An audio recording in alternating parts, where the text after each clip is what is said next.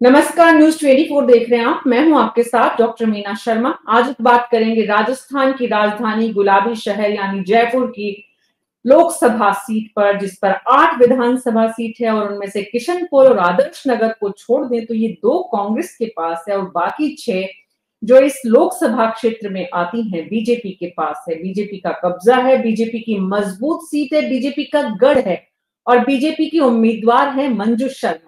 Bhanwar Lal Sharma BJP के वरिष्ठ नेता है रहे हैं और उनकी बेटी को ये टिकट दिया गया है। 6 बार हवा महल से विधायक चुने गए, राजस्थान सरकार में मंत्री बने भंवर लाल शर्मा और उनकी बेटी मंजू शर्मा इस समय संगठन में सक्रिय थी और कहा जाता है कि प्रधानमंत्री नरेंद्र मोदी की पसंद है, इसलिए उन्हें टिकट दिया गया है।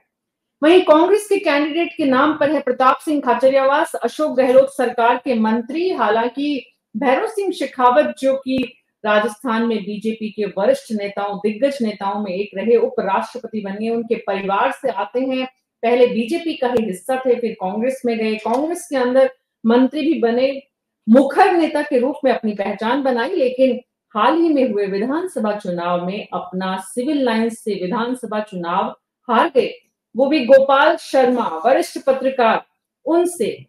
तो ऐसे में सवाल यह है कि लोकसभा के इस दंगल में प्रताप सिंह खाचरियावास और मंजू शर्मा, देश के गृह मंत्री अमित शाह आज बड़ा रोड शो करने वाले मंजू शर्मा के समर्थन में, पक्ष में, जनता से अपील करेंगे वोट की।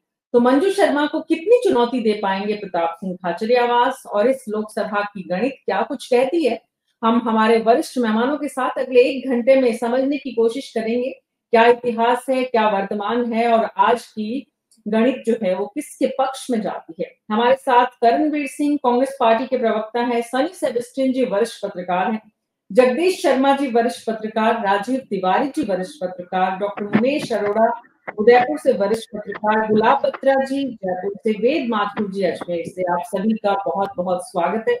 तो शुरुआत राजीव तिवारी जी आपसे करना चाहेंगे। राजीव तिवारी जी, मंजू शर्मा, पार्टी की पसंद नापसंद क्यों, ये सब बातें बहुत हो चुकी हैं। मंजू शर्मा की आज की तारीख में स्थिति, क्योंकि तारीख 15 है और चुनाव में महज 4 दिन है। देखिए, अभी तक जो स्थिति है उसमें मंजू शर्मा जरूर 10-20% ऊपर चल रही हैं प्रताप सिंह खाचरियावास से, और वो खाचरियावास जी की गलती से ही चल रही हैं। उन्होंने शुरू से ही इतना लो टेम्परामेंट उसमें चुनाव लड़ने का रखा है अपना। शुरुआत में कहा मैं लड़ना नहीं चाहता था, उसके बाद भी जो कन्वेंसिंग में भी वो उनके चेहरे पर वो उत्साह और वो जो एक चुनाव लड़ने वाले के एक होना चाहिए जोश, वो दिखाई नहीं पड़ रहा कहीं पे भी। ना ही उनके जो समर्थक हैं उनमें वो उत्साह है, ना ही आप देखिए जो अभी खर्च का भी ब्यौरा अभी मीडिया में छपा उसमें, और मंजू शर्मा और उनके जो खर्च का ब्यौरा है उसके अंदर तकरीबन नहीं तो करीब 50% से ज्यादा का फर्क है। तो जब ऐसी स्थिति में कांग्रेस एक तरीके से सरेंडर करने की स्थिति में, वरना अगर खाचरियावास शुरू से ही जिस तरीके से विधानसभा चुनाव या पहले के चुनाव में वो लड़े हैं जयपुर से, अगर वही उनका रणनीति और वही उनके जो समर्थक हैं या कार्यकर्ता हैं वो उत्साह से अगर वो उनको भी मोटिवेट करते और ये कहते कि नहीं मैं भले ही विधानसभा का चुनाव हार गया हूं, लोकसभा का जीत के दिखाऊंगा, जयपुर मेरा है, तो वो सारी चीजें। अब आप देखिए कल पहली मीटिंग बड़ी जो कोई अगर हुई है, सोनिया गांधी और वो आए थे, वो तो अलग अपने मैनिफेस्टो जारी करने आए थे, लेकिन जो पहली कल मीटिंग हुई है वो गहलोत साहब ने करी है उनकी रामगंज बाजार में, रामगंज या घाट गेट बाजार में करी है। तो वो अभी टेम्पो बन ही नहीं पाया। आज अमित शाह जैसे पिछली बार मोदी जी रोड शो करके गए तो सिविल लाइंस और हवा महल सीट जिता गए थे, तो इस तरीके से आज इनका भी है। हालांकि रोड शो से कोई बहुत बड़ा, अमित शाह के से कोई बहुत बड़ा फायदा नहीं होने वाला है, क्योंकि लोग परेशान हो चुके हैं ऐसे रोड शो देख देख के। पहले ईद में नमाज के लिए रास्ते रुक गए, उसके बाद हमारे नवरात्रों में शोभा यात्रा और ये गणगौर की सवारी के लिए रास्ते रुक गए। अब ये 2 दिन से कल रिहर्सल के लिए रास्ता रुका, आज रोड शो के लिए रास्ता रुक जाएगा तो पब्लिक को तो परेशानी होती है ना। रोड शो की जरूरत क्या है? आप आजकल तो सोशल मीडिया और ये सारी चीजें हैं, इतनी सारी दुनिया में आप पहुंच रहे हो, उससे अच्छा। नए नए हाँ तरीकों से पहुंच रहे हो। फिर वो एक जीप में खड़े होकर हाथ हिलाने से कोई उन बाजारों में कौन वोट दे जाएगा? और वो बाजार में तो आज कोई जा ही नहीं रहा है। जिससे पूछो जौहरी बाजार जाना है, भैया आज नहीं जाऊंगा कल जाऊंगा, आज तो बंद है सारा। तो कौन जी। जो बिल्कुल उसके बाद समर्पित लोग हैं वही उसके साथ बाद भी चलेंगे, बाकी राजीव कोई नहीं तिवारी चलेगा। जी, राजीव तिवारी जी, उसके बाद भी रोड के दोनों तरफ रोड शो होता है तो भीड़ जो दिखाई जाती है, जो दिखती है, वो भी लोग अब वो हैं। तो जैसे और दिखती है और दिखाई जाती है सबको पता है। सभाओं में कैसे भीड़ आती है, सभाओं में हाँ किस तरीके से आप पंडाल पूरा भर देते हो। लोग अपने मन से जी। थोड़ी आते हैं। दो दो बातें हैं राजीव तिवारी जी। एक तो जी बहुत इंपॉर्टेंट बात कि सोनिया गांधी, राहुल गांधी, प्रियंका गांधी, मल्लिकार्जुन खड़गे, अशोक गहलोत, सचिन पायलट, गोविंद सिंह डोटासरा, इतने बड़े दिग्गज सारे पार्टी के जो पूरी पार्टी प्रताप सिंह खाचरियावास की कॉन्स्टिट्युएंसी में एकजुट हुई। भले ही मौका मैनिफेस्टो कहो, इस मौके को, इस अवसर को प्रताप सिंह खाचरियावास चाहते तो अपने लिए बना सकते थे। अगर नैरेटिव बनाने का काम तो बीजेपी करती मैं है तो तो कह क्या। रहा हूं ना कि वो उस उत्साह से लड़ी नहीं रहे चुनाव। हाँ उनके तो ऐसे में आप उनकी बॉडी लैंग्वेज देखिए ना, उसमें ही वो नहीं दिख रहा कि जोश की भाई मेरे को इस बार जीतना है या टक्कर देनी है, कड़ी टक्कर देनी है। वैसा कुछ दिख ही नहीं रहा है। बॉडी लैंग्वेज और उनका लुक भी चेंज हो गया, एकदम कंप्लीट चेंज है। मतलब एकदम वो हीरो से। और सब कुछ मैच्योरिटी मैच्योरिटी दिखती है इस वाले लुक से। जी। और इससे पहले वाले से क्या दिखती थी, वो एक अलग मुद्दा है।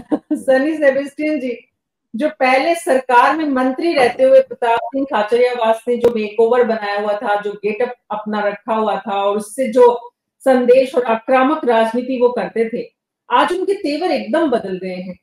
क्या वाकई में एक व्यक्तित्व का इस तरह से, एक व्यक्तित्व से दूसरे व्यक्तित्व में इतना जल्दी ढल जाना स्वाभाविक है या ये आश्चर्यजनक है? तो सिचुएशंस इस तरह का है, इसलिए तो बदलना ही पड़ा है। और पावर में रहते तो और अलग बॉडी लैंग्वेज है। तो कोई भी पार्टी हो, कोई भी लीडर हो, पावर वाला जो बॉडी लैंग्वेज है अलग रहता है। और ठीक है, प्रताप सिंह काचरीवास का तो बॉडी लैंग्वेज है, उनका इमेज है, वो अलग टाइप का है। कांग्रेस के लिए इस तरह का, मैं सच बताऊं, कांग्रेस के लिए इस तरह का कोई लीडर है नहीं जयपुर में, गुड और बैड वॉट एवर, है ना। और अभी उनका अपना जो बॉडी लैंग्वेज अगर मेंटेन कर पाते हैं, उनके लिए असट होता। लेकिन खुद में मन में ये इस तरह का हीन भावना है, डिफीटेड फीलिंग है, तो फिर बॉडी लैंग्वेज वही आएगा ना। वो बेगिंग वाले जो कैंडिडेट को मेरे ख्याल से वोट मिलना मुश्किल है। तो ये लोगों को कॉन्फिडेंस देने वाला या फाइटर इमेज, जो अपना जो उनका फाइटर इमेज था, पब्लिक के साथ लड़ने का, सड़क पे आने का, वो सारे मेरे ख्याल से लॉन्ग रन में वही उनके लिए ठीक रहेगा। ठीक है, टेम्पररी वोट मांग रहे हैं, भीख मांगने की तरह वोट सब लोग मांगते हैं वोट, लेकिन एक लेवल के बाद है ना, शोभा भी नहीं देता, वोट भी नहीं मिलेगा, अपना इमेज भी खराब, है ना। ये दोनों सीधे, लेकिन इनको दोष देना नहीं चाहिए क्योंकि लास्ट मिनट अरेंजमेंट की तरह वो बन गया। वो मेंटली प्रिपेयर्ड नहीं था, फाइनेंशियली शायद प्रिपेयर्ड नहीं था, और एकदम ये आ गया जिम्मेदारी। तो बलि की बकरा की तरह कर रहे हैं। ठीक है, मेरे ख्याल से हम तो उनके बारे में थोड़ा सिंपैथेटिकली सोचना चाहिए, पहले वाली बात जी नहीं है अभी। जी जी जी। लेकिन लेकिन सनी जी, मन के हारे हार है और मन के जीते जीत। सबसे पहले तो आपको मन में खुद को मजबूत होना पड़ता है, उसके बाद आप मैदान में निकलते हैं। यहाँ तो अपने आप हार मानकर मैदान में निकले हैं, तो फिर मैदान में जाना और नहीं जाना दोनों बराबर है जगदीश शर्मा जी।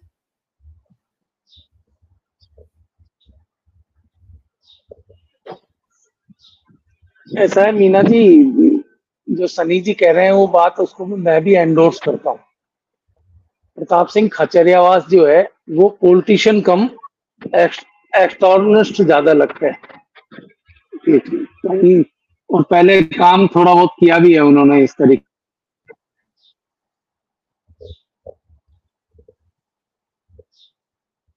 जब वो टेम्पो पता नहीं आज नेट मेरे यहीं गड़बड़ है या आपके यहाँ भी गड़बड़ है, बार बार जा आवाज आ रही है आप? तो हाँ, आवाज मुझे तो मिल रही है आप। जी जी आप बोले। तो ये इस तरह की जो इमेज है, ये इमेज जो है वो एक लेवल तक बिल्कुल ठीक है। सनी जी की बात को मैं तायद करता हूँ कि वो एक लेवल तक तो ठीक है, उसके बाद ये उल्टी पड़ने लगती है ये इमेज, और अभी उसी पर आ गए वो। देखिए पहले तो यंग दिखते थे, बाल वाल बिल्कुल काले करा कर, काले रंगवाए हुए थे, और अच्छी स्टाउट बॉडी है, वो सब चीज चलती थी। उनका चलने का स्टाइल भी वही है दादाओं जैसा, वो भी अभी बंद नहीं हुआ है। तो खैर जो भी है, लेकिन जयपुर में कांग्रेस के पास इससे बेटर कोई कैंडिडेट भी नहीं था। इससे पहले जो सिलेक्शन किया था मेरे ख्याल से वो ज्यादा बेटर कैंडिडेट था, सुनील शर्मा, सॉरी, सुरेश जी के छोटे भाई। तो वो सुनील शर्मा जो है वो बहुत विद्वान आदमी है, पढ़े लिखे हैं, संजीदा है, और लोगों के पुराने शहर की पुरानी फैमिली को बिलोंग करते हैं। तो वो एक विवाद में पड़ गए, आपको मालूम ही है सब। बाद में सफाई भी उन्होंने बहुत दी कि मेरा उससे कोई लेना देना नहीं है। अगर किसी कंपनी में कोई आदमी एक बार शुरू में डायरेक्टर रहा हो, बाद में उसने छोड़ भी दिया हो, तो उससे उसका कोई लेना देना नहीं। लेकिन वो कैंडिडेट जो है कांग्रेस के लिए एसेट होगा, मेरी मान्यता ये है। और वो भी उसी इलाके के रहने वाले हैं जिस इलाके की मंजू शर्मा रहने वाली है। असल में मंजू शर्मा तो जो है वो अपने पिताजी की जो क्रेडिट है इस शहर में, उस क्रेडिट को बुनाने में लगी हुई है। उनके पिताजी जो हैं वो जयपुर के बहुत ही पॉपुलर लीडरों में एक रहे, जो शहर में सवेरे उठते ही एक स्कूटर से चक्कर लगाते थे और सबको हाय हेलो करते हुए निकलते थे। सबके लिए वो दुख दर्द में साथ होते थे, एक सबसे बड़ी बात ये है। और वो सीनियर और कैलिबर के नेता थे, भारतीय जनता पार्टी के अध्यक्ष भी रहे वो एक जमाने में। भैरव सिंह जी की 3 दफे की गवर्नमेंट में वो मिनिस्टर रहे, और काफी उन्होंने काम भी कराए इस शहर को, जो है कई सारी देने उनको है। तो ऐसी सूरत में वो मंजू शर्मा अपने पिताजी की क्रेडिट के ऊपर बस केवल मार्केट में है, जिसको कहना चाहिए फील्ड में। बाकी मंजू शर्मा का अपनी कोई उपलब्धि महत्वपूर्ण नहीं है कहने को, मंजू शर्मा की उपलब्धि अपनी कुछ है नहीं। अब लेकिन भारतीय जनता पार्टी का गढ़ है जयपुर, आप खुद ही बता रही हैं कि 2 सीटों को छोड़कर बाकी 6 की 6 सीटें जो है भारतीय जनता पार्टी के पास है। और वो 2 सीटें भी वो हैं जहां पर कि कांग्रेस माइनॉरिटी वोट को ध्यान में रखकर टिकट का वितरण करती है। तो वो सीटें हैं, बाकी सीटों पे बीजेपी का जोर है। और ये सीट वैसे परंपरागत ट्रेडिशनल तौर पे भारतीय जनता पार्टी की मानी भी जाती है, इसलिए इनको ज्यादा जोर भी नहीं आएगा। जी मीना। तो ऐसे में कैंडिडेट का अपना व्यक्तित्व कोई मुद्दा नहीं रखता है। ये लोकसभा चुनाव में जितनी सीट पर हम चर्चा कर रहे हैं, हर बार ये सवाल करते हैं। तो मंजू शर्मा प्रताप सिंह खाचरियावास की बनिस्बत तुलना में लीडर के रूप में, एक अचीवर के रूप में, मेहनत के रूप में, पार्टी के कार्यकर्ता और नेता के रूप में जो होनी चाहिए, उसमें प्रताप सिंह खाचरियावास आगे है। लेकिन प्रताप सिंह खाचरियावास खुद पीछे जा रहे, क्योंकि उन्हें समझ में आ रहा है कि दरअसल जयपुर सीट का जो गणित है वो उनके पक्ष में नहीं है। अब सवाल ये उठता है वेद माथुर जी कि जब हम लोकसभा चुनाव में किसी भी, आज हम राजस्थान की जयपुर की सीट की बात ना करें, वोटर एकदम मतलब ऊपर से जनप्रतिनिधि चुनने का हमारे यहाँ डेमोक्रेसी में सिस्टम है, और जनप्रतिनिधि चुन के अपना प्रतिनिधि चुनते हैं, चाहे वो विधायक दल का नेता हो और चाहे वो संसदीय दल का नेता हो। लेकिन यहाँ उल्टा हो रहा है, यहाँ ऊपर से कैंडिडेट जो आता है उसको जनता को चुनना है। ऐसे में जनता उसी हिसाब से चल रही है जिस हिसाब से सत्ता में बैठे हुए लोग चलाना चाहते हैं, या फिर कैंडिडेट की अपनी योग्यता, अपनी काबिलियत का कोई मतलब है, कोई अर्थ रह जाता है? मीना जी, नरेंद्र मोदी जी जब भी किसी परीक्षा में अपीयर होते हैं तो पर्चा खुद बनाते हैं, मतलब उस परीक्षा की क्या शर्तें होंगी ये नरेंद्र मोदी तय करते हैं। तो जब से वो केंद्रीय राजनीति में आए हैं उन्होंने इस चुनाव को प्रेसिडेंशियल फॉर्म ऑफ इलेक्शन में बदल दिया है। भले ही नाम मात्र को अलग अलग जगह लोकसभा के चुनाव हो रहे हैं, लेकिन ये बीजेपी और नरेंद्र मोदी जी ने इसे इस तरह परिवर्तित कर दिया है कि प्रताप सिंह खाचरियावास का मुकाबला मंजू शर्मा से है ही नहीं। मंजू शर्मा कैंडिडेट नहीं है उनके सामने नरेंद्र मोदी वर्सेस खाचरियावास है, और यही स्थिति हर लोकसभा क्षेत्र के अंदर है। अब आप कल्पना कीजिए कि नरेंद्र मोदी जिनका लार्जर देन लाइफ उन्होंने अपनी इमेज बना ली है, उससे वो कैसे खाचरियावास उनके सामने टिकेंगे, पहली बात। दूसरी बात, आप पिछले चुनावों को देखें 2014 के और 2019 के, तो 2000 पिछले वाले चुनाव में बीजेपी को 64 यानी 64% वोट मिले थे। उससे पहले वाले चुनाव में बीजेपी को 67 यानी 67% वोट मिले थे। मेरा ये मानना है कि बीजेपी के जो सांसद थे रामचरण बोहरा, वो ज्यादा सक्रिय नहीं रहे, इसीलिए उनका टिकट भी कटा। यदि वो सक्रिय होते तो दूसरी बात, शायद 70% वोट भी वो ले जाते। तो कुल मिलाकर समीकरण तो भाजपा के पक्ष में है, नरेंद्र मोदी के पक्ष में है, और जो भी कुछ हुआ है, राम मंदिर बना है, ये सब इसका बेनिफिट उनको मिलने जाने वाला है। बीजेपी को ध्रुवीकरण भी हुआ है जयपुर के अंदर। जयपुर में बहुत पहले बम ब्लास्ट हुए थे, उसका इम्पैक्ट आज भी जयपुर के मतदाता पे है। तो ये तो कुछ बातें बड़ी क्लियर हैं। वास्तव में हम चर्चा कुछ भी कर लें, लेकिन मैं आपको इस चर्चा के अलावा एक छोटा सा वो प्रसंग बताना चाहूंगा कि जयपुर में श्यामनगर के अंदर एक 75 वर्षीय पढ़ी लिखी महिला से मेरी बात हुई विधानसभा चुनाव में। तो उन्होंने बोला कि भाई हमारे यहाँ गोपाल शर्मा कोई खड़े हुए हैं बीजेपी से, मैं जानती नहीं कौन है, खाचरियावास तो हर जगह नजर आते हैं, लेकिन क्या करें, मजबूरी है, वोट तो मोदी को देना पड़ेगा। मतलब विधानसभा चुनाव में भी उस महिला ने कहा कि वोट तो मोदी को देना पड़ेगा। तो इस बात के ज्यादा मायने नहीं है कि मंजू शर्मा कौन है क्या है। दूसरी एक महत्वपूर्ण बात है कि जो मोहनलाल शर्मा थे मंजू शर्मा जी के पिता, वो बहुत ही साधारण से कार्यकर्ता टाइप के आदमी थे, लेकिन जब कोई व्यक्ति उनके क्षेत्र का मतदाता उनके पास जाता था तो उसको परिचय देने की जरूरत नहीं होती थी, वो करीब करीब हर मतदाता को नाम से पुकारते थे। आज भी जब मैं जयपुर के बहुत सारे युवाओं से बात करता हूँ तो कहते हैं, अरे मंजू शर्मा इनके जो फादर थे मोहनलाल जी, में हमारे दादाजी के दोस्त थे, हमारे पिताजी के दोस्त थे।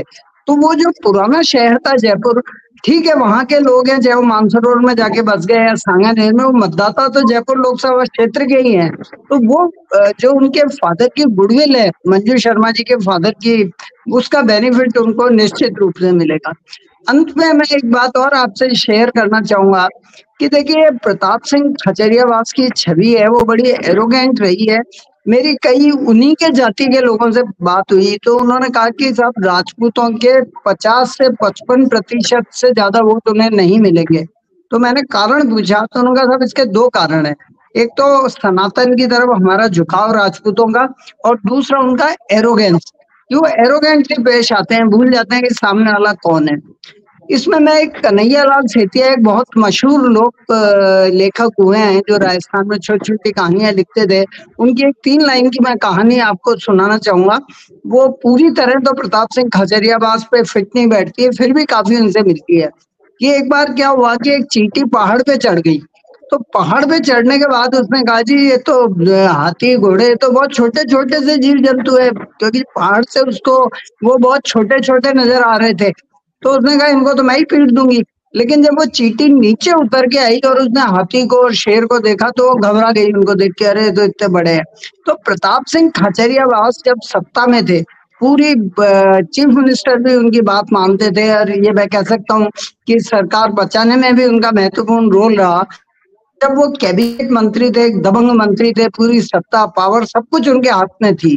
जैसा उन्होंने खुद ने कहा कि मैं हाई टेंशन लाइन भी कई जगह मैंने परिवर्तित करवा दी, हटवा दी, जबकि बहुत मुश्किल काम होता है हाई टेंशन लाइन को शिफ्ट करवाना किसी की इच्छा पे। तो वो अब जब मंत्री नहीं रहे, कुछ भी नहीं रहे, कांग्रेस राजस्थान में सत्ता में नहीं है, दूर दूर तक केंद्र में कांग्रेस के सत्ता में आने की उम्मीद नहीं है, तो नेचुरल है कि खाचरियावास की हवा निकल गई। तो ये चुनाव मुझे नहीं लगता कि बहुत ज्यादा रोचक है, ये एक तरफा है। हम चर्चा के लिए कुछ भी चर्चा करें, लेकिन ये एक तरफा चुनाव है और खाचरियावास जी की रिकॉर्ड मतों से हार होगी, ऐसा मेरा मानना है। जी, ये जो आपका मानना है और ये जो फैक्ट शीट नजर आ रही है आप जैसे तमाम लोगों को, उसी का नतीजा है गुलाब बत्रा जी कि प्रताप सिंह खाचरियावास जी का वो जो चींटी का पहाड़ पे चढ़ने वाला चरित्र था वो अब पूरी तरह बदल गया है और वो ग्राउंड पर आकर महसूस कर रहे हैं कि दरअसल उनकी ताकत क्या है। देखिए, प्रताप सिंह खाचरियावास ने अभी एक चुनाव सभा में एक बड़ी लास्ट में एक बात कही थी, हारे का सहारा श्याम बाबा हमारा। तो ये वाक्य कहकर के उन्होंने खुद ही अपनी और अभिव्यक्ति कर दी है कि चुनाव का नतीजा क्या होने वाला है। दूसरा, उन्होंने खुद ने कहा था कि और प्रत्याशियों की तरह के मेरा भी चुनाव लड़ने का मूड नहीं था, क्योंकि अभी वो सिविल लाइन से चुनाव हार चुके हैं वो। और ये पहली बात नहीं है, वो लोकसभा के चुनाव पहले भी हार चुके हैं। 2004 में गिरधारी लाल भार्गव जो अब तक चुनावी छक्का, अरे वो खोलना होगा,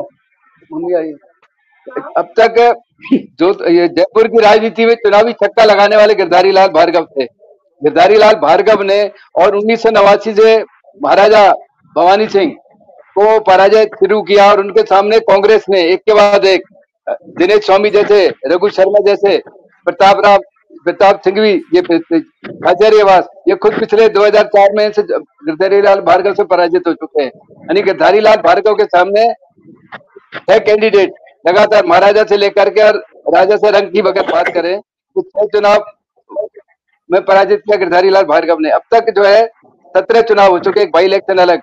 उसमें कांग्रेस के शुरू में जो 1952 और 1957, उसके बाद गायत्री देवी ने 1962 से जो शुरुआत की, उसके बाद केवल एक नवल किशोर शर्मा और महेश जोशी 2009 में। यानी 1984 में भी नवल किशोर शर्मा इंदिरा गांधी की हत्या के बाद जो कांग्रेस को जो अब तक सबसे बहुमत मिला था 414 का राजीव गांधी को, उसमें नवल किशोर शर्मा पहली बार जीते दो चुनावों के बाद। और उसके बाद महेश जोशी 2009 में चुनाव जीते हैं। 13 चुनाव विपक्षी दल को रहे हैं, चाहे उसमें स्वतंत्र पार्टी रही हो या बीजेपी रही हो। तो जो स्थिति है भी आजकल की, जैसा वेद माथुर ने भी कहा कि चूंकि जयपुर जो राजधानी है और विपक्षी दल का परंपरागत जो है, गायत्री देवी ने जो शुरुआत की थी विपक्ष की राजनीति की, वो राजनीति आज चूंकि बीजेपी सत्ता में है लेकिन शुरुआत वही की वही है। इसलिए एक तरफा चुनाव तो ठीक है कि वो अपने आप में मजबूत हैं और कैंडिडेट, लेकिन जैसे वेद माथुर ने भी कहा, भंवर जी का जो शहर में एक उनकी एक छवि थी हर एक के सुख दुख में शामिल होने की, उनकी छवि का लाभ निश्चित रूप से मंजू मिलेगा। और सबसे बेसिक चीज है वो जयपुर की बेटी के नाम पे चुनाव जीतेगी, जयपुर की बेटी कहलाएगी वो। और जैसे अभी कहा उन्होंने, वेद माथुर ने भी कहा, प्रताप सिंह खाचरियावास के व्यक्तित्व को लेकर के, आपको ध्यान हो तो अशोक गहलोत के टाइम में एक बार कोई बात आई थी तो उन्होंने यहाँ तक कह दिया था कि मैं क्यों नहीं मुख्यमंत्री बन सकता। तो उनकी महत्वाकांक्षाएं तो बहुत सब परिचित हैं। और दूसरी तरफ वो जबरदस्ती जो है उनको चुनाव लड़ाया गया, तो वो मन से चुनाव लड़ने के इच्छुक भी नहीं थे, लेकिन अब चूंकि पार्टी का आदेश है और चुनाव मैदान में उनको उतरना है, तो अब जितनी बहादुरी से लड़ सकते हैं वो, उसका परिणाम नतीजा स्पष्ट दिखाई देता है। एक बात कहूं, अगर आपकी इजाजत हो, अगर भंवर जी का के नाम से मंजू शर्मा जीत सकती होती तो वो विधानसभा का चुनाव क्यों हार गई थी? है जी, तब वो जीतती। समय, काल और स्थिति, उसका बेनिफिट मिलेगा, ये अकेला फैक्टर नहीं है पर उसका लाभ मिलेगा। 50% से ज्यादा मतदाता भंवर जी को भूल चुके हैं। हम आप जैसे जो भंवर जी को देखे हुए हैं ना, वही जानते हैं खाली। अब भंवर जी को 60% से ज्यादा जो युवा मतदाता है वो नहीं जानते हैं। आप आके शहर में देखिए एक बार, और जो अपने पहचान के लोग नहीं हैं उनके अलावा लोगों से बात करके देखिए, जो सिटी के लोग हैं उनसे बात कीजिए, तो अब माहौल बहुत बदल गया है। तो वो सिर्फ मोदी जी के नाम पे या बीजेपी के कमल के सिंबल के नाम पे वो जीतेंगी। अदरवाइज मंजू शर्मा कोई बहुत स्ट्रॉन्ग कैंडिडेट यहाँ पे नहीं थी, उनसे बहुत मजबूत कैंडिडेट यहाँ पे उनके पास थे बीजेपी के पास। नहीं देखिए राजीव भाई, जब बेसिक चीज है तो महिला प्रत्याशी के रूप में भी उनका प्लस पॉइंट है। मैंने महिला प्रत्याशी के रूप में, चलिए ठीक है। और जो लेकिन मेन जो जीत होगी उनकी, वो होगी मोदी जी, बस। महिला प्रत्याशी ऐसा थोड़ी है कि और एक्टिव महिलाएं नहीं थी, ज्यादा काबिल महिलाएं नहीं थी। हम मंजू शर्मा की काबिलियत पर सवाल नहीं उठा रहे, सवाल ये कि पार्टी में सक्रिय, सजग और ज्यादा मुखर ज्योति खंडेलवाल उनसे ज्यादा पॉपुलर थी जी। तो ऐसे में जब प्रताप सिंह खाचरियावास तो कम से कम लोग जानते ज्यादा है, मंजू शर्मा को तुलनात्मक रूप से जानते कम है। तो जो राजीव तिवारी जी ने कही वो बात सही है कि प्रताप अपना चुनाव खुद ही पहले हारा हुआ मानने, जबकि उनकी स्थिति ऐसी है नहीं। वो इतने डिमोरलाइज हो चुके थे अपनी सिविल लाइंस वाली हार से कि वो उससे उबर नहीं पाए हैं और एक तरीके से उन्होंने मैदान छोड़ सा दिया है। तो वो नहीं होना चाहिए था। जबकि आप देखिए वोट इक्वेशन जो है वो उनके पक्ष में ज्यादा है। जी, इंटरनेट की परेशानी से जगदीश शर्मा जी नहीं जुड़ रहे थे। 5 लाख के करीब आपके वो मतदाता है आपके पास, जो राजपूत मतदाता है यहाँ पे, और स्टूडेंट जो यहाँ पर हैं, युवा हैं, वो बहुत बड़ी तादाद में दूसरे कौम के ब्राह्मण, बनिया, जैनी, बहुत सारे लोग हैं यहाँ पे। तो अगर देखा जाए कास्ट इक्वेशन वो कांग्रेस के पक्ष में ज्यादा है बनिस्पत मंजू शर्मा के। लेकिन जो बीजेपी का एक यहाँ पर बना हुआ है कार्यकर्ता और जो उनका वर्क फोर्स है उनके पास, आज आप शहर में कहीं चले जाइए, बीजेपी के 10-5 ऑटो रिक्शा या जीप या वो आप देखिए। गणगौर की सवारी के दिन मंजू शर्मा जौहरी बाजार में कन्वेंसिंग कर रही थी, उनके साथ 300, जबकि पूरा ट्रैफिक जाम था, मंजू शर्मा वहां भी कन्वेंसिंग कर रही थी और करीब 200-300 लोग उनके साथ चल रहे थे। तो ये वो भीड़ में जाने का, तो वो जो एक बीजेपी का यहाँ पर बेस बना हुआ है और उनकी जो वर्क फोर्स है वो उनको जिताएगी, मोदी जी का नाम जिताएगा, कमल के फूल का चिन्ह जिताएगा जी। और ये जो वर्क फोर्स की बात हो रही है राजीव तिवारी जी, रविंद्र सिंह भाटी, राजकुमार रोड, राजस्थान की राजनीति में ही ऐसे उदाहरण हैं जिन्होंने इस बात को रखा है कि बीजेपी की ताकत, उनका बूथ मैनेजमेंट, इन सब से कहीं ज्यादा युवा जोश और युवा जोश के साथ लोगों को साथ लेने की रणनीति काम कर सकती है, बशर्ते कि जनता को, युवाओं को थोड़ा भरोसा दिया जाए।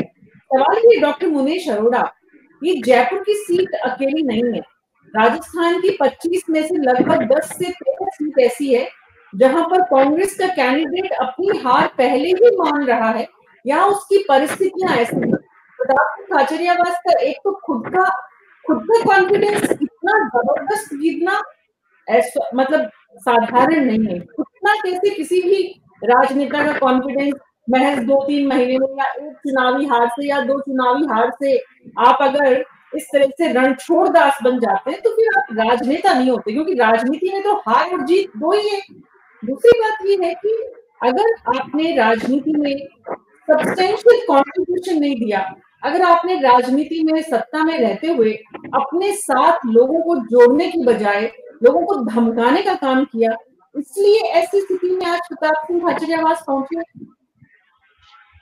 एक चीज बता दूं मैं आपको, तो आपका जो क्वेश्चन इस पे राजीव जी ने, सतीश जी ने, तो अपने जगदीश शर्मा जी ने जो बातें कही, ये एक तासीर है जयपुर सीट। आप शुरू से उठा के देखें तो यहाँ 3 बार गायत्री देवी जीती, 5 बार भार्गव जी, 2 बार सतीश अग्रवाल जी के, 1 बार जनता पार्टी से, 1 बार, उसके बाद रामचरण बोरा छोड़ के लिए भाई साहब ने बताया था कैसे जीते जब राजीव गांधी की जब या महेश जोशी कैसे जीते। वो एक तासीर है जयपुर की, भैरव सिंह जी के जमाने या उससे पहले ही बीजेपी के, हालांकि खाचरियावास भैरव सिंह जी, मगर जो खुद का नेचर है, वो जो आप बात कह रही है, आप दादागिरी से सारे काम नहीं चला सकते। आज भी अभी वर्तमान स्थिति है विधानसभा की, उसमें 2 सीटें कांग्रेस के पास है, 6 सीटें बीजेपी के पास, 6 में से भी 2, एक उप मुख्यमंत्री और एक मुख्यमंत्री दिया कुमार। जब का सरदार मुखिया खुद जयपुर सीट से है तो वो किसको मानसिक बरस देगा? मंजू शर्मा को ही देगा। बातें लोगों को देगा। अगर थोड़ा सा भी कोई प्रेशर होगा तो वो भजनलाल पर ज्यादा होगा, गणित पर मंजू शर्मा पे, दिया कुमारी पर ज्यादा होगा, गणित पर मंजू शर्मा। तो ये जो कॉन्स्टिट्यूंसी की जो अभी संरचना है ये पैदा कर रही है खाचरियावाद के लिए। वहाँ की जो अभी वर्तमान स्थिति है, विधानसभा की जो स्थिति है, जिस तरह से विधायक वहाँ पे है, जिस तरह से मुख्यमंत्री वहाँ पे है, जिस तरह से मशीनरी गवर्नमेंट मशीनरी वहाँ वर्क हो रही है, मेंटल प्रेशर, जो मंत्री रहे वो जानते हैं कि सरकार कैसे काम करती है, कैसे चुनाव, कैसे उनको उपयोग, मैं ये नहीं कह सकता कि उपयोग करेंगे, मैं किस तरह से सरकार जो पार्टी लड़ती है चुनाव वो, और एक जो अपोजिशन में होती है पार्टी, जो उनमें दोनों में बहुत फर्क होता है। तो खाचरियावाद अब भी चुनाव आ रहे, वो कांग्रेस की इंटरनल स्थिति को जानते हैं, जिस तरह से कांग्रेसी छोड़कर जा रहे हैं, कोई लड़ने को तैयार नहीं होगा, उनको पता है इस बात का, इसलिए मुझे बलि का बकरा बनाया गया। खाचरियावाद को यह अच्छी तरह पता है कि मेरी स्थिति क्या है और मुझे क्यों टिकट दिया गया, क्योंकि कांग्रेस ने कैंडिडेट, जैसा मैंने मीना जी आपको कहा था, सूची जोशी को लाकर भीलवाड़ा में ये 2 दिन पहले ही कहा था, तो इसलिए लाया था कि कोई ऐसा चेहरा हो जो राज्य में बात फैला सके, नामी चेहरा है तो आगे बढ़ सके। मगर क्योंकि खाचरियावाद खुद मेरे सब भाइयों ने जो डिक्लेयर किया कि वो अपने मानसिक रूप से उस रूप से एक खर्चे की बात बताई थी मेरे भाई, वो ये बताई थी कि आधा भी खर्चा नहीं किया, खर्चा के लिए पैसे नहीं है, मैनेजमेंट उनके पास है, खाचरियावाद पार्टी के लिए मैनेज कर सकते हैं तो खुद के लिए भी मैनेज कर सकते हैं, मगर क्यों नहीं करते, क्योंकि उनके मन में एक ये बात आ गई है कि जो हालात है, जो मोदी की स्थिति है, मेरा भी एक आपको अरोड़ा जी आपके इंटरनेट में इतनी प्रॉब्लम है, हम आपको ऑडियो में भी प्रॉब्लम है, हम आपको ठीक से सुन नहीं पा रहे, जबकि बहुत अच्छी बातचीत हो रही है। तो प्लीज आप अपना ये ईयरफोन को थोड़ा ठीक करिए, या तो ईयरफोन हटा दीजिए ताकि अच्छा, तो बहुत डिस्टर्बेंस है, आप कंटिन्यू करें प्लीज।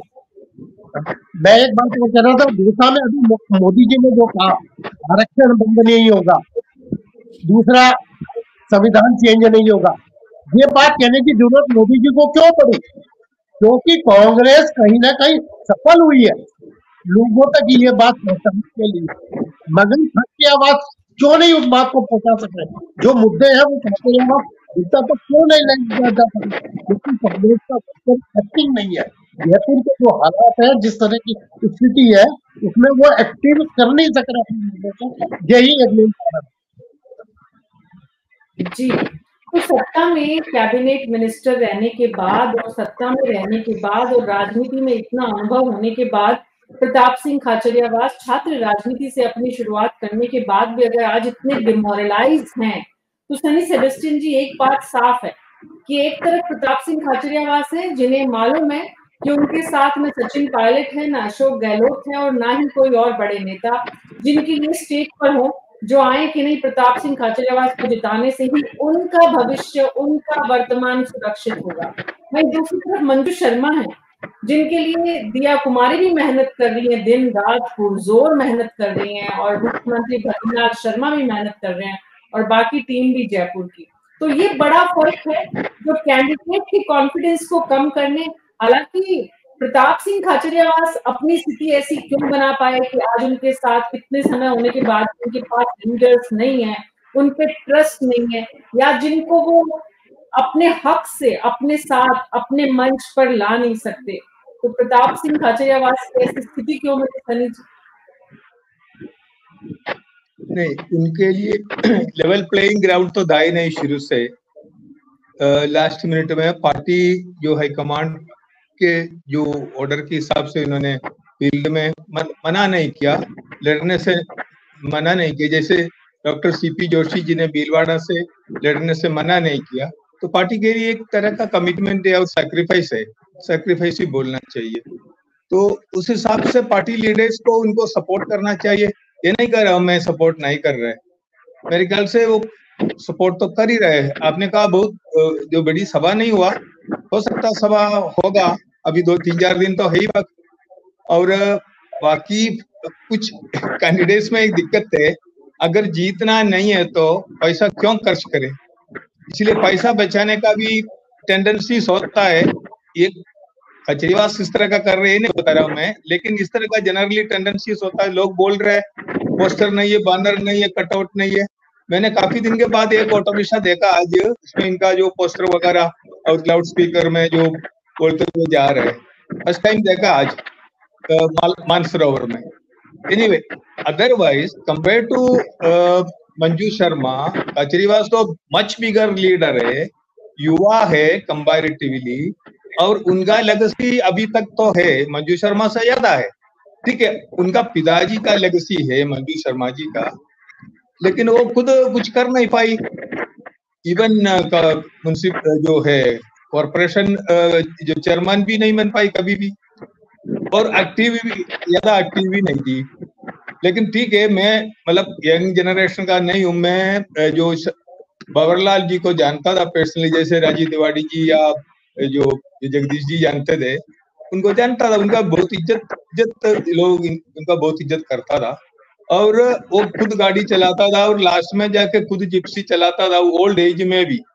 उनके बारे में ये सुना है, कोई कुएं में गिर गया, वो इधर उधर की बात नहीं की, वेट नहीं किया, खुद कुएं में कूद गया, वो जो बच्चा या बच्ची को बचाने के लिए। उस तरह का आदमी था, बहुत नेक आदमी था। और ये सब है, लेकिन ये युवा पीढ़ी को क्या मालूम है, उनके लिए काफी ज्यादा इम्पोर्टेंट नहीं है, मालूम है तो भी। वो मोदी जी की वोट है, इवन अदरवाइज बीजेपी के नेटवर्क की वजह से। आज भंवरलाल शर्मा की चर्चा सब कर रहे हैं, और उनके अलग अलग जो उनका कंट्रीब्यूशन है समाज में, उसके लिए कर रहे हैं। जयपुर कोर्ट जो है, जगदीश शर्मा जी, मेरा सवाल ये है कि युवा जैसे राजकुमार रोत विधायक बने, अब सांसद बनने के लिए बेताब है, रविंद्र सिंह भाटी विधायक बने, अब सांसद बनेंगे। उनका लक्ष्य क्या है, समाज को क्या देना है, किस राजनीति को बढ़ावा देना है, क्या वो करना चाहते हैं राजनेता बन के? उससे कहीं ज्यादा उन्हें आज ही बड़ा नेता बनने की जो भूख है। प्रताप सिंह खाचरियावास भी कुछ उसी तरह की सोच में उलझकर पिछड़ गए बनिस्बत आगे बढ़ने की। देखिए मीना जी, बहुत सारे लोग हैं जो कि जीवन में अपना कैरियर जब तय करते हैं, वो अपनी महत्वाकांक्षाओं या परिवार की महत्वाकांक्षाओं के हिसाब से भी करते हैं, तो वो पॉलिटिक्स को चुनते हैं। बहुत सारे लोग हैं। अब आपने जो नाम लिए, रविंद्र सिंह भाटी, प्रताप सिंह खाचरियावास, राजकुमार रोत, या और बहुत सारे लोग हैं। हमारे यहाँ जयपुर में ही आप देखते होंगे कि छात्र राजनीति से निकले हुए जो है कई सारे युवा इस समय बड़े पॉलिटिशियन। आप जो है घनश्याम तिवारी से लेकर और बहुत सारे नाम गिना सकते हैं इस लाइन में, जो कि हाँ बहुत सारे नाम गिना सकते हैं। तो ऐसी सूरत में क्या है कि ये इन्होंने भी ये अपना कैरियर ये चुना। छात्र राजनीति के तुरंत बाद ही ये लगभग प्रैक्टिकल तरीके से ये इसी मैदान में आ गए। और ये और ये अपने राठौड़, अशोक लाहोटी तो इनके बाद की चीज है, ये पुराने हैं। और राजेंद्र राठौड़ के साथ मिलकर इन्होंने पॉलिटिक्स शुरू की थी। राजेंद्र राठौड़ बीजेपी में थे, और खाचरियावास अपने आप को आइडेंटिफाई नहीं कर पाए। उन्होंने बीजेपी में बहुत कोशिश की, काफी कोशिश की। आपने जो है काऊ जी के साथ ही और भैरव सिंह जी शेखावत के दौरान ही उन्होंने काफी कोशिश की, लेकिन भैरव सिंह जी ने जो है उनको भारतीय जनता पार्टी का कोई लीडर बनने नहीं दिया। अंत में हार कर वो कांग्रेस में गए। ये देख करके मेरा स्कोप जो है ना,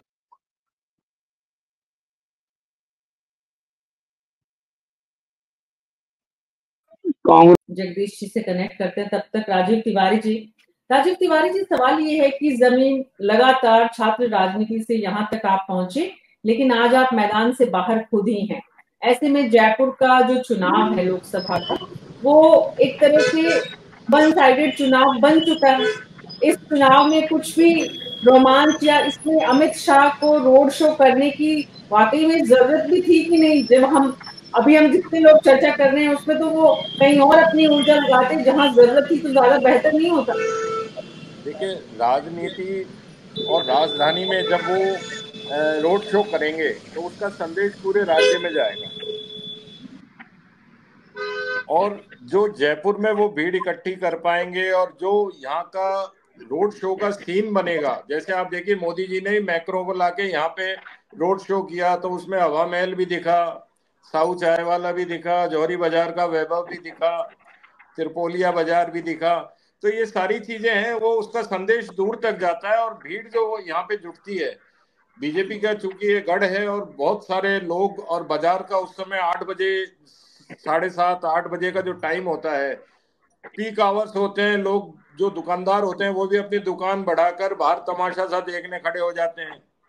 तो वो जो एक मजमा लगता है उसका संदेश दूर तक देने के लिए वो 4 कॉन्स्टिट्यूंसी में जाके करते, उसकी जगह एक कॉन्स्टिट्यूंसी में ये जयपुर में ही करके उनको वो 4-5 का लाभ मिल जाएगा। यहाँ से उनका दौसा, आपका अलवर, अजमेर, ये सारी कॉन्स्टिट्यूंसीज जो हैं वो सारी वो यहाँ से टोंक, सवाई माधोपुर, क्योंकि जयपुर राजधानी में हर क्षेत्र का, हर वर्ग का आदमी यहाँ पर निवास करता है। रोज अभी शादी ब्याह का सीजन है, लोग हजारों की तादाद में लोग यहाँ पे अभी खरीदारी करने आए हुए हैं।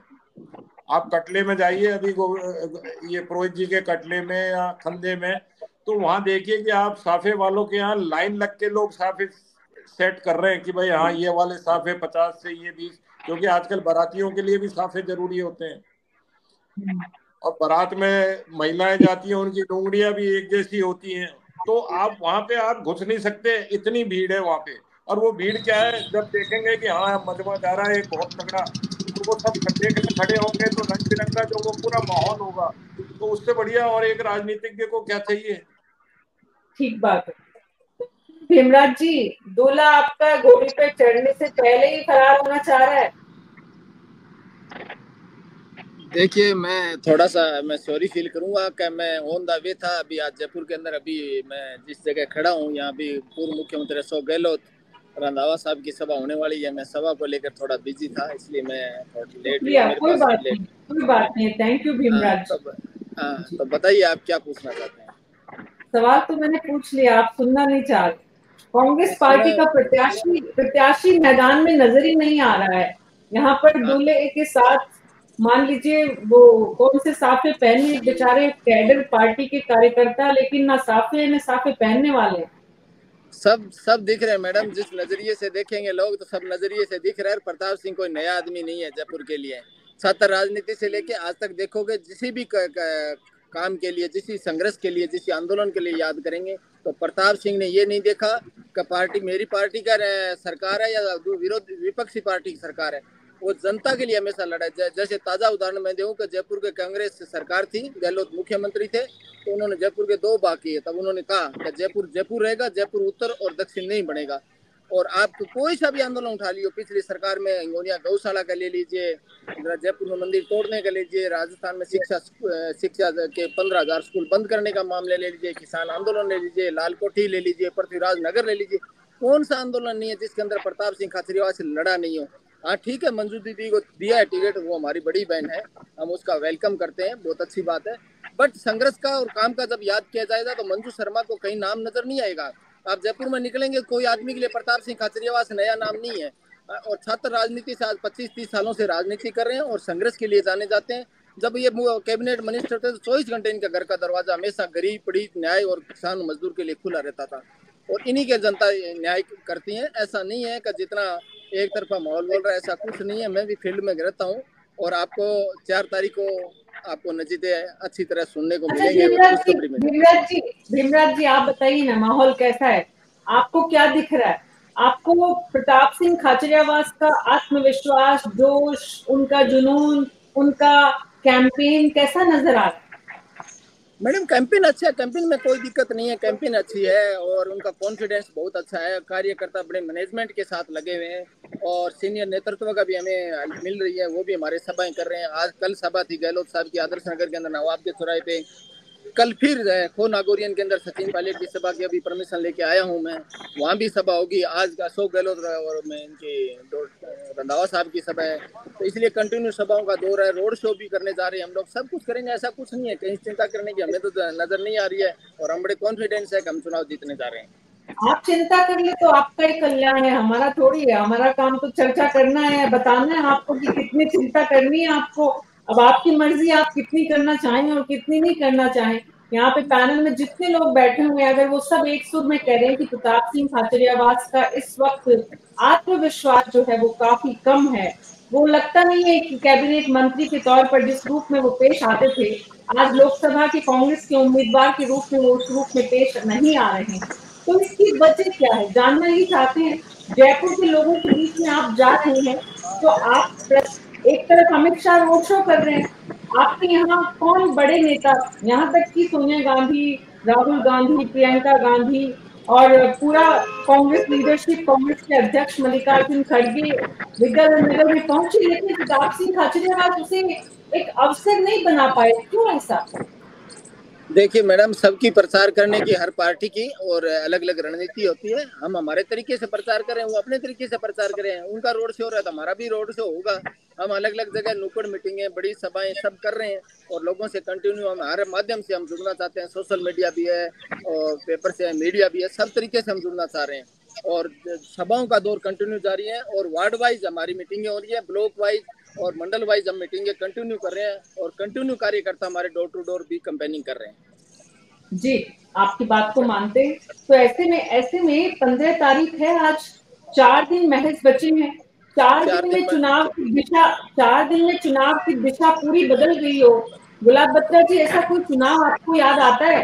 लोकसभा के दंगल में एक तरफ प्रधानमंत्री, गृह मंत्री और तमाम मुख्यमंत्री से लेकर उप मुख्यमंत्री तक सब जुटे हुए हैं एक कैंडिडेट के पक्ष में, और दूसरी तरफ एक हताश कैंडिडेट है जो ये बोल रहा है कि मैं चुनाव लड़ना नहीं चाहता था।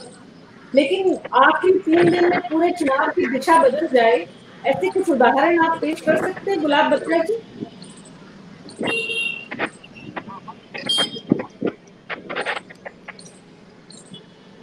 आपका ऑडियो नहीं आ रहा है गुलाब जी।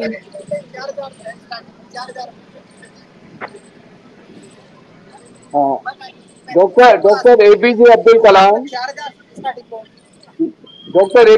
कलाम कहा करते थे युवाओं से, dream dream dream, action action action. यानी इसकी तो अगर मैं इसका कंपैरिजन करूं, नरेंद्र मोदी एक ऐसे राजनेता है, कुशल राजनेता है, वाकपटु है, जिन्होंने ड्रीम ड्रीम यानी अपनी देश भर के देश के मतदाताओं को और जनता को सपने भी दिखाए हैं, कार्यकर्ताओं को भी सपने दिखाए हैं और उसके साथ साथ एक्शन वाली जहाँ बात आती है तो एक्शन वाला में भी बहुत वो हो गए हैं। यानी आप देखिए कि अभी शुरू में भी कहा, वेद माथुर ने भी कहा कि पिछले 2 चुनाव उन्होंने, मोदी ने चुनाव को प्रेसिडेंशियल चुनाव हो गया, हालांकि संसदीय लोकतंत्र है, लेकिन दोनों चुनाव जो है मोदी के चेहरे पर लड़े जा रहे हैं। तो ये जो एक्शन वाला पार्ट है, वो एक्शन वाला पार्ट अभी पिछली बार आज अमित शाह की रोड शो क्यों हो रहा है? कुछ चलो पहले विधानसभा चुनाव के समय पर फ्रांस के राष्ट्रपति आए थे, उन्होंने जयपुर के कार्यक्रम रखवाया और रोड शो करके चले गए। वो तो एक माहौल बनाया, यानी एक्शन कैसे लेना है राजनीति में, कैसे नैरेटिव पैदा करना है, कैसे माहौल खड़ा करना है, किसको क्या जिम्मेदारी देनी है। अब अगले यानी अभी चुनाव के नतीजे 4 जून को आएंगे, लेकिन अगला व्यक्ति उसे कोशिश कर रहा है कि अगले 100 जो मेरा तीसरा राउंड होगा उसे 100 दिन की कार्य योजना क्या होगी, यानी ये बेसिक चीज है। दूसरी तरफ नो डाउट कि प्रताप सिंह खाचरियावास बहुत संघर्षशील आदमी है और उन्होंने बेबाक होकर के और संघर्ष भी किया, अपनी सरकार के खिलाफ भी संघर्ष किया जयपुर को बचाने में, जब इस तरह की घोषणा की गई थी। लेकिन उसके साथ साथ अगर ध्यान हो, जब सिविल लाइंस में एंड टाइम पर एक पत्रकार गोपाल शर्मा को टिकट दिया गया था, तो एक वाक्य उनके मुंह से निकला था, कौन गोपाल शर्मा। ये एक वाक्य उनके लिए बड़ा घातक सिद्ध हुआ और सिविल लाइंस में जितने हजारों वोटों से जीते थे वो 35,000 वोटों से पराजित हुए। उस पराजय के बाद, और जैसे अभी सबने कहा कि वो चुनाव लड़ना नहीं चाहते थे। सिविल लाइंस की हार से खुद कहते हैं, सिविल लाइंस की हार से मैं अभी तक उबरा नहीं हूँ। उसके बाद चूंकि पार्टी, जब कांग्रेस प्रवक्ता ने कहा कि ठीक है वो पार्टी के आदेश से बंधे हुए हैं और उन्होंने कमिटमेंट किया है, इसका उदाहरण केवल हम ये कह सकते हैं कि उनका सेहरा तो बंद गया है। जैसे अब शादी का सीजन चल रहा है, सेहरा तो बंद गया है और घुड़चढ़ी की अभी व्यवस्था नहीं हो पा रही है। घुड़चढ़ी होगी तब नेचुरल है, क्योंकि चुनाव में जो चुनाव प्रचार के 2 दिन रहे बाकी।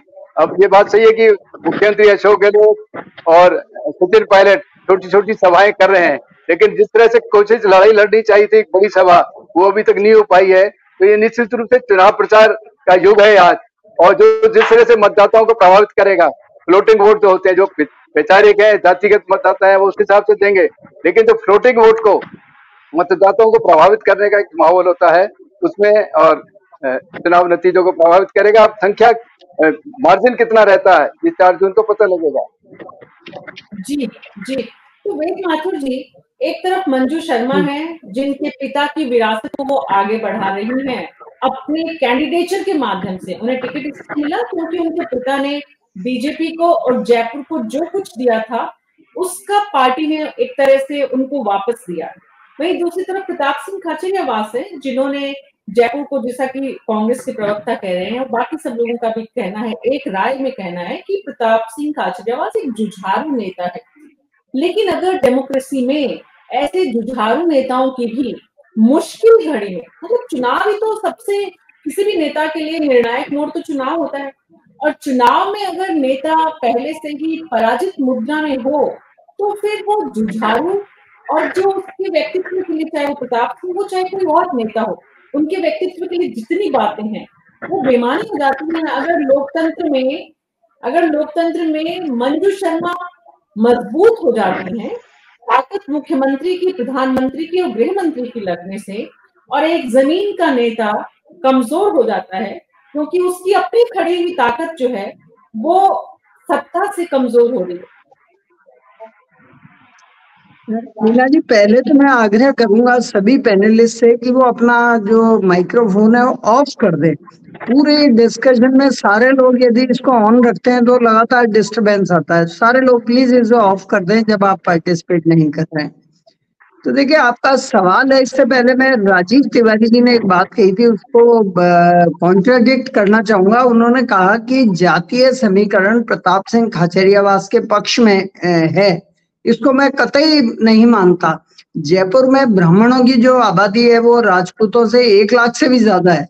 उसके अलावा खंडेलवाल, वैश्य और दूसरी जातियां हैं। तो कुल मिला के जयपुर का जातीय समीकरण है वो बड़ा स्पष्ट है कि वो भाजपा के साथ है, पहली बात। दूसरी बात यह है कि जहां तक ये शायद राजीव तिवारी जी ने ये कहा कि मंजू शर्मा सिर्फ पिताजी के कारण चुनाव नहीं जीत सकती, हम उससे सहमत है। हमारा कहीं भी ये मंतव्य नहीं है कि वो पिताजी के नाम पे जीत जाएंगी, लेकिन जब आपको वोट लेने में कुछ वोट का फायदा इस फैक्टर से हो रहा हो, भले ही वो 5,000 हो या 10,000 हो, 20,000 हो, तो लाभ ही है। दूसरी महत्वपूर्ण बात यह, अब आपने जो सवाल उठाया जुझारू का, देखिए इसमें 2-3 चीजें हैं। एक तो है कि आपने संघर्ष किया खाचरियावास ने, तो बदले में वो 2 बार विधायक रहे, मंत्री रहे, पूरी सत्ता का उन्होंने आनंद लिया। तो जनता के लिए जो उन्होंने किया वो उनको रिटर्न किया। क्वेश्चन है कि चुनाव किस मुद्दे पे लड़ा जा रहा है। आज एक आम मतदाता ये सोचता है कि यदि मैं मोदी जी को वोट दूंगा तो वो बहुत सारे, जैसा उन्होंने वायदा किया है, पता नहीं वो क्या करेंगे मुझे नहीं पता, लेकिन उन्होंने कहा कि हम बड़े कड़े फैसले लेंगे। तो जो उनके पिछले फैसले रहे, या वो जो यूनिफॉर्म सिविल कोड की बात कर रहे हैं, दूसरी बातें कर रहे हैं कि पूरा देश 1 नेशन 1 इलेक्शन, तो लोग चाहते हैं कि वो हो, और मंजू शर्मा को बेच के वो मोदी के हाथ मजबूत करना चाहते हैं। जैसे कि इस जमाने में इंदिरा गांधी कहती थी कि साहब आपको गरीबी हटानी है तो मेरे हाथ मजबूत करने के लिए मेरे उम्मीदवार को जिताएं। तो आज सेम स्थिति मोदी जी की है कि भैया ये इशू कोई जयपुर का लोकल इशू पे चुनाव नहीं हो रहा है, ये चुनाव मोदी बनाम अन्य हो रहा है। तो जो मैं बार बार एक बात कहता हूँ कि आज जो ब्रांड वैल्यू मोदी जी की है, ब्रांड का जो मतलब होता है कॉमर्स के अंदर है, ये होता है क्वालिटी का एश्योरेंस, गुणवत्ता का विश्वास। वो आप खुद ईमानदारी से बताएं कि मोदी की तुलना आप खाचरियावास से या राहुल गांधी से या और किसी खड़गे जी से करेंगे तो वो कहाँ स्टैंड करेंगे, इसका फैसला आप खुद करें। तो ऐसा नहीं है, जो जो नेता संघर्ष करते हैं उनको उनका रिवार्ड मिलता है, पहली बात। दूसरी बात देखिए, जहां तक नेतृत्व की बात है, अभी बीच में रविंद्र भाटी का नाम आया, मैं उनको काफी वॉच कर रहा हूँ, और मैं आपको ये भी बताना चाहूंगा कि हल्के हल्के कदमों से वो पूरे देश में जितना राजपूत समाज है उसके लीडर बन गए, और अपने क्षेत्र में बाड़मेर और जैसलमेर या शिव विधानसभा क्षेत्र में वो राजपूतों के अलावा दूसरी जातियों में ही लोकप्रिय हो गए, और अभी पूरे देश भर की जो राजपूत कम्युनिटी है वो उनको फंडिंग भी कर रही है। लेकिन प्रताप सिंह खाचरियावास के साथ ऐसा नहीं है। और देखिए, जो आप यूनिवर्सिटी में रहे, वहां अध्यक्ष रहे, आपने जो भी कुछ संघर्ष किया नहीं किया, उसकी वैल्यू आज नहीं है। आज जनता जो उनको आंकेगी वो इस बात से आकलन होगा, पहली बात तो ये कि उन्होंने मंत्री के रूप में जयपुर को क्या दिया। दूसरा है, मैंने कहा है चुनाव, मैं बार बार इस बात को कह रहा हूँ कि स्थानीय मुद्दों पे हो ही नहीं रहा है, ये सारा का सारा मोदी जी के पक्ष में या विपक्ष में जनमत संग्रह है। तो इस जनमत संग्रह में बहुत ज्यादा बहस की गुंजाइश नहीं है। मतदाता का माइंड बड़ा क्लियर है। जो मोदी जी ने एक नैरेटिव सेट कर दिया डायरेक्टली इनडायरेक्टली कि ये जनमत संग्रह है, आप इस जनमत संग्रह में यदि बीजेपी को वोट देते हैं तो मतलब मोदी के पक्ष में जनमत संग्रह है, अदरवाइज अगेंस्ट है। तो इसमें खाचरियावास कहीं पे भी स्टैंड नहीं करते हैं। देखिए, यदि वो पैसा खर्च नहीं कर रहे हैं तो ये समझदारी है, क्योंकि जो वो पैसा खर्च करेंगे वो वेस्ट जाएगा। मैं मजाक में, एक बात है, हमारे यहाँ मेघवाल जी चुनाव लड़ते थे अजमेर में, तो अक्सर कैलाश मेघवाल मुझे कहते थे कि यार मुझे खर्चा ज्यादा नहीं करना है, क्योंकि पैसा बचा के ले जाना है, कि यहाँ जो पैसा बचेगा उसी से मेरा गुजारा होता है, चुनाव में जो पैसा बचता है। तो जो समझदार कैंडिडेट होता है वो इलेक्शन में हारते हारते भी 2-4 करोड़ रुपया बचा लेता है। तो मुझे लगता है ये समझदारी है, वो पैसा खर्च नहीं कर रहे हैं। जगदीश शर्मा जी, इस समझदारी के साथ प्रताप सिंह खाचरियावास 2024 के चुनाव में अपनी उपस्थिति दर्ज करा रहे।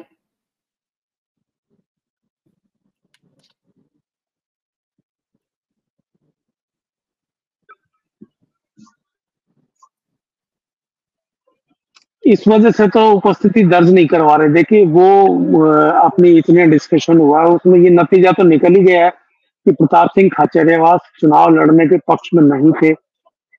जब आला कमान ने या पार्टी ने उनको कहा कि भाई आप चुनाव लड़िए, तो चुनाव लड़ने के लिए वो तैयार हुए, क्योंकि एक डिसिप्लिन्ड वर्कर है वो एक तरीके से पार्टी के। तो ऐसी सूरत में वो चुनाव लड़ रहे हैं, तो लड़ तो जोर शोर से ही रहे हैं।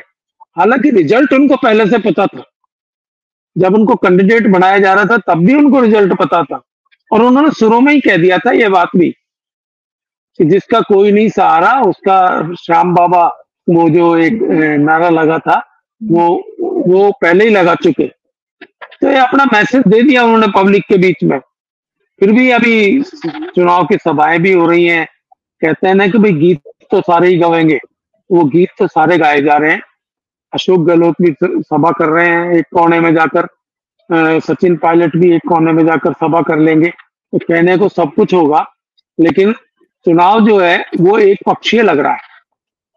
ये एक तो पहले से ही बीजेपी का गढ़ है, भारतीय जनता पार्टी का गढ़ है, फिर इसमें नरेंद्र मोदी ब्रांड है, जैसा कि वेद जी कह रहे हैं ब्रांड है, वो ब्रांड बहुत मजबूत है इस समय देश में।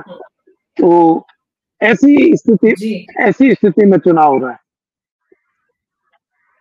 तो एक बात तो साफ है कि छात्र राजनीति से अपनी राजनीति शुरुआत करने वाले भैरव सिंह शेखावत के परिवार से आने वाले प्रताप सिंह खाचरियावास ने भी राजनीति में अगर दूरदृष्टि से अपना भविष्य देखा होता तो शायद ऐसी स्थिति का सामना उनको नहीं करना पड़ता।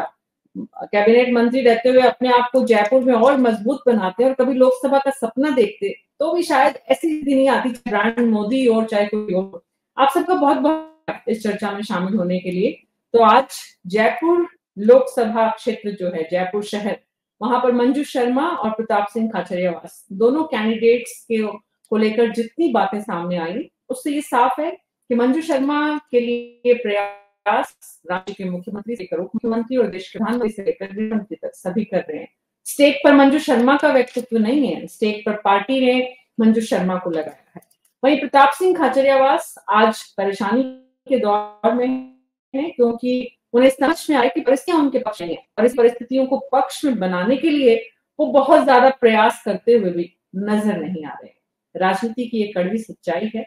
देखते रहिए राजनीति के दंगल में जिस तरह की तस्वीर हम आपको हर लोकसभा की दिखा रहे हैं। कल जयपुर ग्रामीण पर बात करेंगे। जयपुर शहर की जो लोकसभा के जो मतदाता हैं, जो दर्शक हैं, जो लोग हैं, वो अगर अपने कैंडिडेट को लेकर कुछ अपनी राय रखना चाहते हैं तो हमारे न्यूज़ 24 के फेसबुक और यूट्यूब चैनल पर मंजू शर्मा के बारे में और प्रताप सिंह खाचरियावास के बारे में आप अपनी राय रख सकते हैं, अपने सुझाव दे सकते हैं, उनका उत्साह बढ़ा सकते हैं, उनका आत्मविश्वास बढ़ा सकते हैं कि कैसे उन्हें चुनाव को और ज्यादा मजबूती से करना है। फिर मिलेंगे, तब तक के लिए नमस्ते।